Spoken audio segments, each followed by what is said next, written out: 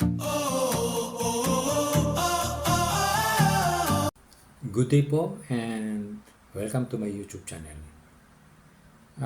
In this episode po, bali ang pag-uusapan natin is regarding sa starting up your vehicle. May dalawang issues po tayong ma-encounter dito. Yung tinatawag nating no cranking and ang isa po ay yung with cranking. So, unahin natin po yung no cranking. So, pag yun po ang na-encounter natin, mostly, ang issue po is yung dead battery. Wala po talagang power yung battery. O sabihin natin, na-drain yung battery mo. Yun po ang unang natin i-check. Kasi ang pag ano mo lang po niyan, kung pag on mo ng ignition, click lang ang maririnig mo, click. Kasi po kung kung yan po ay hindi fully drain, magi-start yan yung sasakyan natin, pero hindi niya kakayanin. Mapuputol siya. So, yun po ang issue niyan. Fully drain ang battery mo. Or kaya, pwede nyo pong checkin yung connection ng ating battery. Buksan lang natin ang hood ng sasakyan. Then, check nyo po yung connection. Pwedeng luwag lang yung positive saka negative. O kaya, madumi. Madumi lang po yung mga connection doon. So, paano nyo naman po malalaman na talagang mahina na ang inyong battery? So, importante po na dapat po meron tayong kahit yung cigarette plug-in voltmeter. Importante po yon. Dapat bumili po tayo. Mura lang naman po yun. Kasi po, pag meron kayong voltmeter,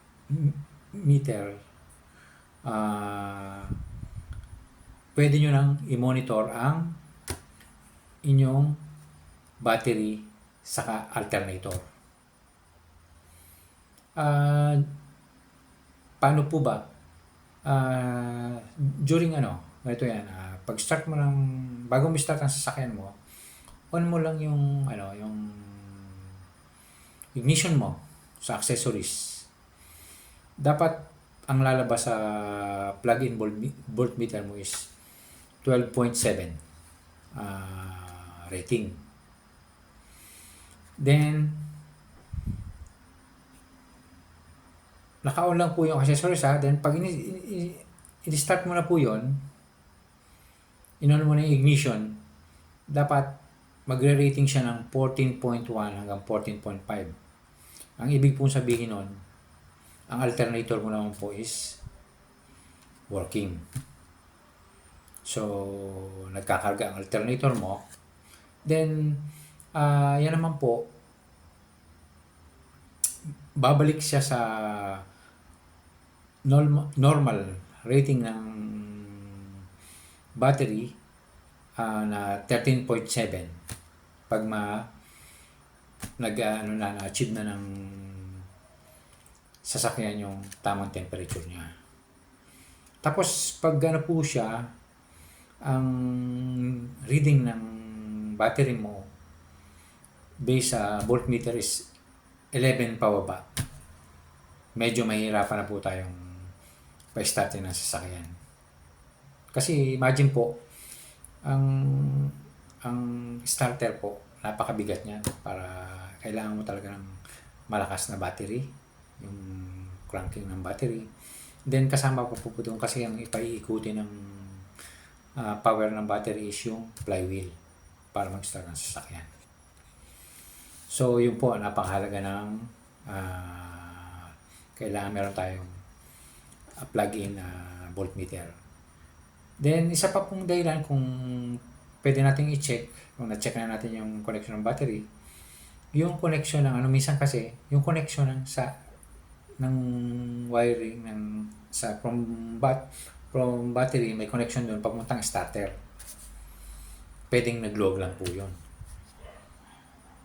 Yun po ang isa sa pwedeng maging dahilan.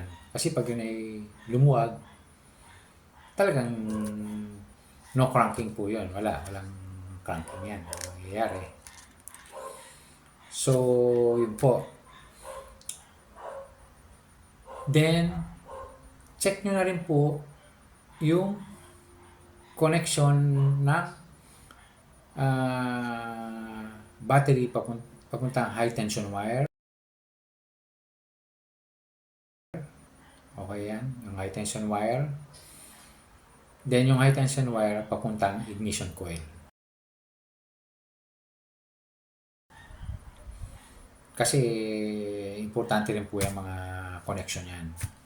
Kasi papunta po yung connection yan papuntang spark plug.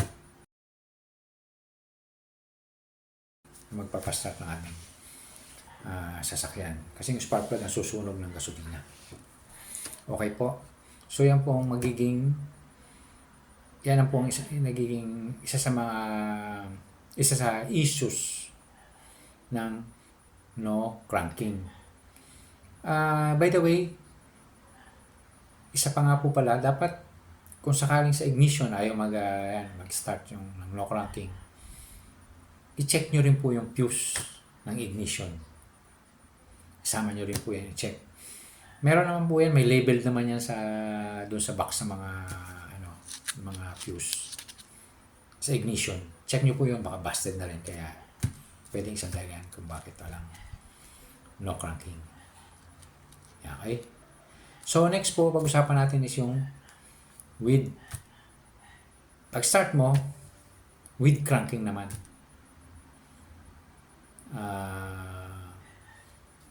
Ayaw lang tumuloy.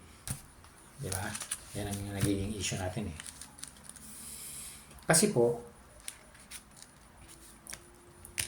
sa isang napaka-ganda ng ignition system natin, yung perfect yung ignition system natin, pag in-on mo, ignition mo, i-start ka agad na sasakyan mo na hindi mo na kailangan tulungan ng gas pedal. Yan po ang So, ganito po start natin yan. Pero ang pwede pong issue niyan is yung sa fuel line naman. Sa fuel line.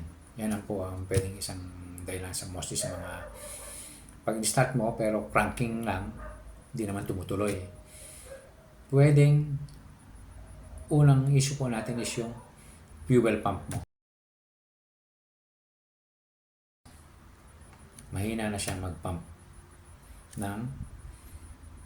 from gas tank. Hindi na niya kayang i-pump yung fuel sa fuel line. Kasi dadaan po yun ng fuel filter, fuel pressure regulator, then fuel injector bago siya sunugin ng spark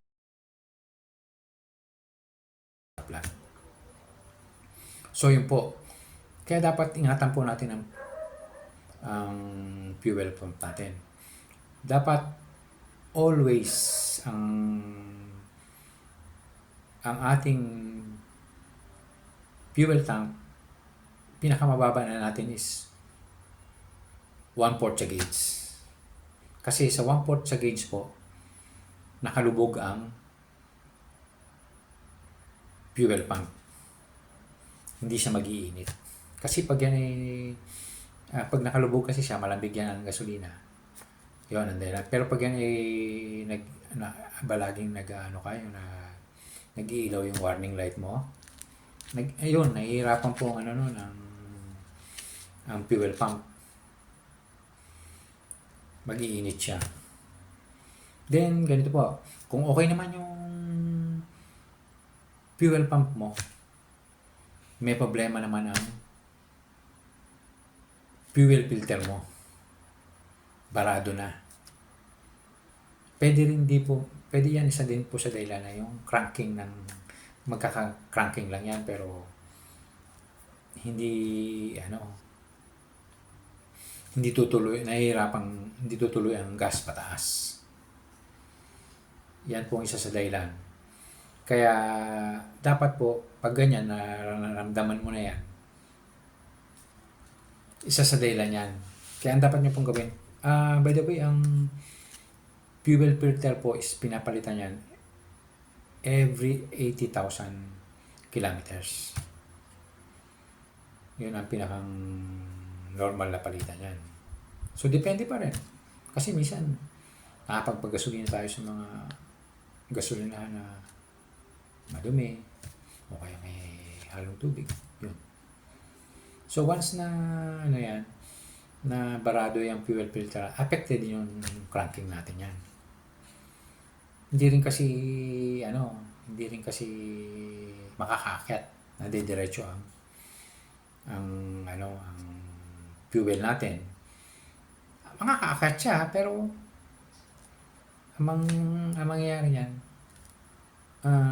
kulang yung fuel na aakyat sa papunta taas.